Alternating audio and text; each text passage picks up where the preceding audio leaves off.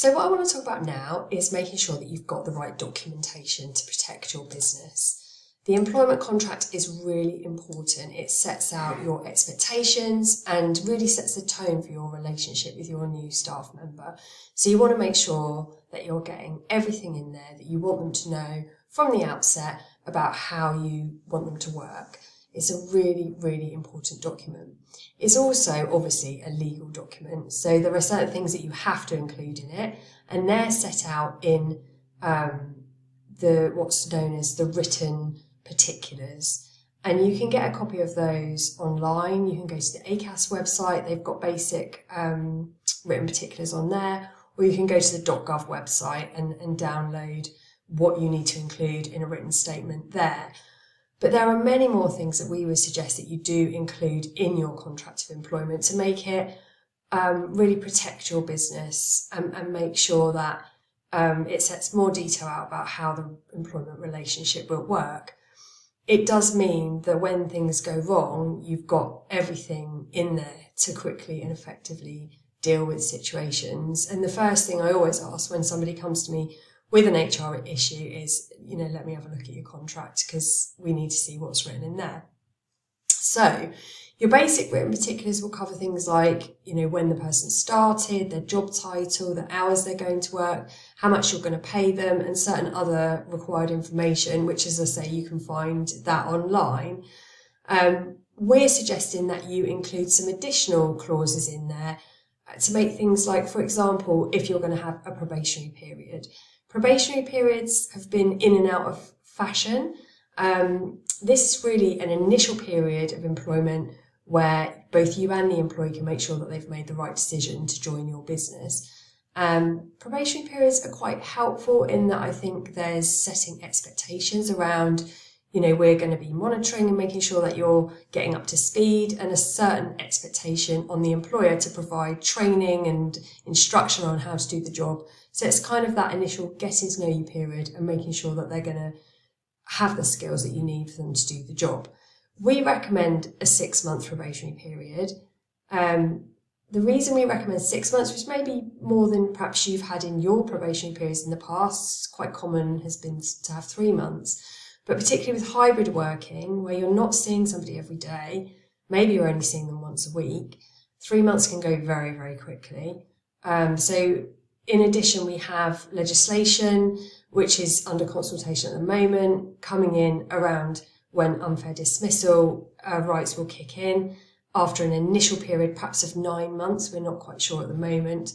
So we're recommending extending your probationary period to 6 months because you've really got to make sure that this is the right person.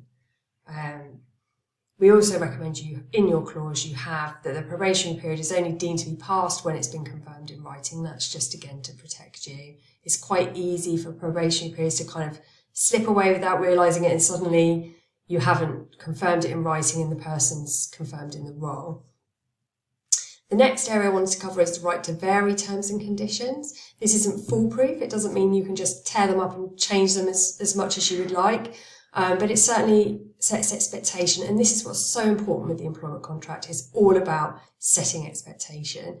So the employer has the right to vary terms and conditions. That means you might be able to vary where they go to work, where they turn up to work, as long as it's reasonable. You're not asking them to suddenly work from Scotland.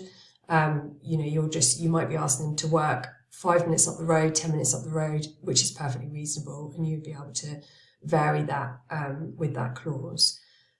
The next one is you must have the right to make deductions from pay in your employment contract. This means if you accidentally made an overpayment to someone, that you could take it back out of their salary. If the individual owed you any money, for example, if they owed you holiday pay or if they had a loan from the business, then you could reclaim that from their salary without asking for their consent. The next one is the right to terminate immediately and pay in lieu of notice. So this means sometimes you might not want someone to work their notice, you may have fallen out with them, or you may have, they may have resigned and you might actually not want them to work their notice for various reasons. The right to pay in lieu of notice means that they end their employment straight away and you pay them the equivalent of their notice period in a lump sum in the payroll. It's quite helpful because it means that people don't have to stay employed by you for any longer than is absolutely necessary. The alternative, which I also recommend you have in your employment contract, is the right to place them on garden leave, which means that they don't have to do any work, but they're serving their notice. They're still employed by you, but you've got the right not to have to give them any work during that period. They can't come into the office. They normally can't contact people, etc., and they're on garden leave. But you can agree the terms of the garden leave. The important thing is that you've got the right to place them on it, written into your contract. Sometimes it's helpful to have requirements in your contract to hold certain qualifications or licenses. This is particularly helpful if the job does require a certain qualifications. For example, HGV drivers is a good example where they have to have a certain license, or if they're in a regulated business, perhaps they have to have a certain membership or license to operate. That's really helpful to have that requirement as being a contractual requirement. Just moving on to some of the other clauses that we recommend that will protect the business. Confidentiality, really important to have a suitable confidentiality clause that covers appropriate confidential information that you may well be disclosing to the employee, and a duty on them not to share that with people outside of the organisation or anyone who's not been pre-authorised by you. A clause on intellectual property. So you need this if you're creating work that you want to be owned by the business, even though the employee may have created that work. This doesn't have to be a wacky invention or something that's a world first. It could just be written information or information that's been compiled in a certain way that's that you want to protect, marketing copy, that kind of thing, website design, anything like that. You want the business to be the owner of that intellectual property, so you need a suitable clause in your contract. The other one to consider is around restrictions after termination. For example, a restriction that prevents a member of staff from soliciting business from your clients after they've left, or poaching your staff after they've left. You do need to make sure these are drafted really carefully. You can absolutely rely on them if they are, but it can be very expensive to enforce these type of clauses. So for me, again, this is all about setting expectation. It's about saying upfront how you expect the person to behave, what's appropriate behaviour in your business, and just making it really clear from the outset, what's important to you. So most of our clients, we do include some forms of restrictions in the employment contract. Data protection, obviously since GDPR, we have the Data Protection Act 2018. There are requirements under that Act to share with your staff what information you hold on them, why you hold it, who you share it with, that kind of thing. And we recommend that you have a privacy notice covering that. You can find those online. The ICO website is a great source of information. And we just include one clause in the employment contract just to say, the information that we hold on you is set out in the privacy notice and where they can find that. And the last one, a clause on health and safety. This isn't mandatory, but again, it's about setting expectations and just making it really clear. If your business where health and safety is a priority, which is most businesses, to be honest, you want to make it really clear to the employee that they also have responsibilities with regard to health and safety. That they have to look after their own health and safety as well as their colleagues. We just include a short clause on that in the employment contract.